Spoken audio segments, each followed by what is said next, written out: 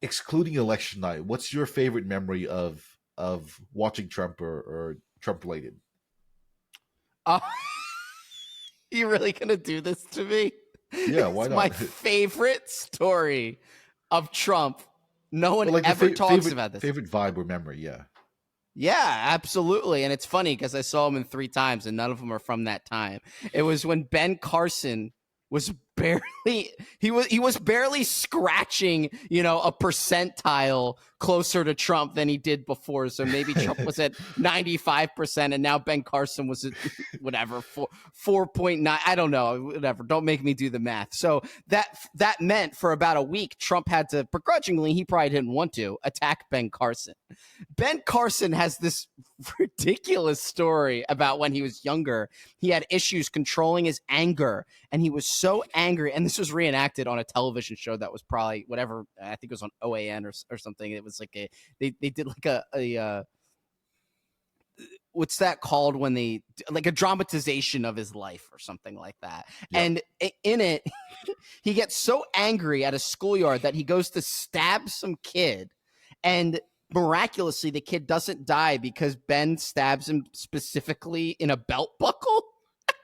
It's just such a, and then he drops his knife and it's like, what have I done? I almost tried to kill him. If the belt buckle was there, I would have killed him. And he runs and scurries off home and says, Lord, like fix me with this anger, or something like that, which is great. I'm glad he prayed about it, and it seems he got through it, became a brain surgeon. But Trump decided to latch onto that story and tell it in front of a crowd of people at a rally, and he holds out his belt buckle and he's like, the story, it doesn't make any sense. Look at my belt. If I move it, it goes from here to here. So if someone tried to stab it, it would just stab you. It would just stab you, and everyone's cheering. Everyone loves it. I'm like, this is the most autistic shit I've ever listened to in my life. And I just remember, I don't know why it sticks out to me, because just I think it just showed his precision and confidence that he had in himself. Like, he's just honing in on some irrelevant story and making it a spectacle for everyone just because Ben Carson was maybe mentioned 2 or 3 times more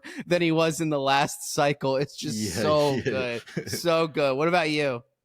Mine's more of like a period of time, but it was actually when I was in 2015 and I was 18, right? And I got my first job and I was doing door-to-door sales. It was, so I was selling like these home security systems, and the company had us like living in this company house in a different city in way away from home. And the schedule was I'd work from Monday to Friday, go out from 9 till 6, and then try and knock on doors and sell security systems. And I would go and get shit on for 6-7 hours every single day. I wouldn't make any fucking money. I would just get dunked on every single time. One time I just opened the door and the guy like just looked at the company I was associated with and just like started laughing, closed the door. It was pretty brutal. So Damn.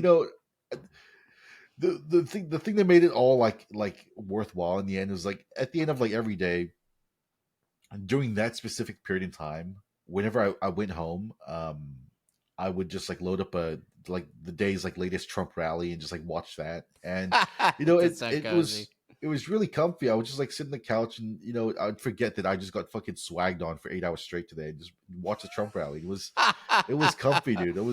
I liked it. Not only that, my friend and I would always talk about it.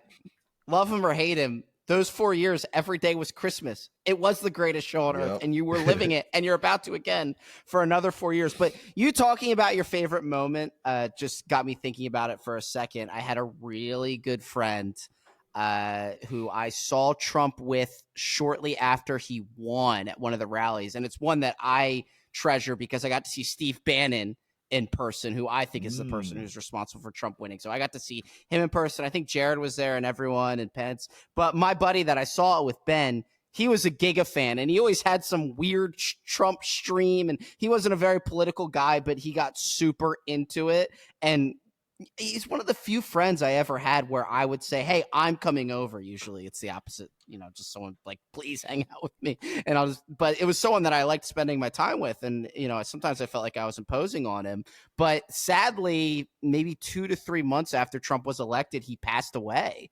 And I Oh. miss my friend Ben. He was a great guy. And I know from heaven right now he's watching and he's losing his mind. He's probably just like, oh my gosh, it's so ridiculous. Because if he were around right now, dude, he would be going crazy. So Ben, maybe he helped him out. Ben, he dodged that one for you. So to give you another 4 years to watch from heaven. So it's just, and it shows like you were saying, the fragility of life. I mean, he is just Trump's just a guy at the end of the day, and his brain's It just really as is hard to forget mushy that as all of because ours. yeah, So you stop seeing him as like a man because he's done so much, and you start seeing him as more of a symbol. But no, I mean, he is just a guy, and it sort of like brings the question like, well, if one guy can do that, maybe we should push ourselves a bit harder to do more ourselves. oh, there you go. Yeah, some If one guy motivation can do there. that, maybe there's something within all of us that can push ourselves to the limits and, Yeah, put a make the world change the world how we see fit.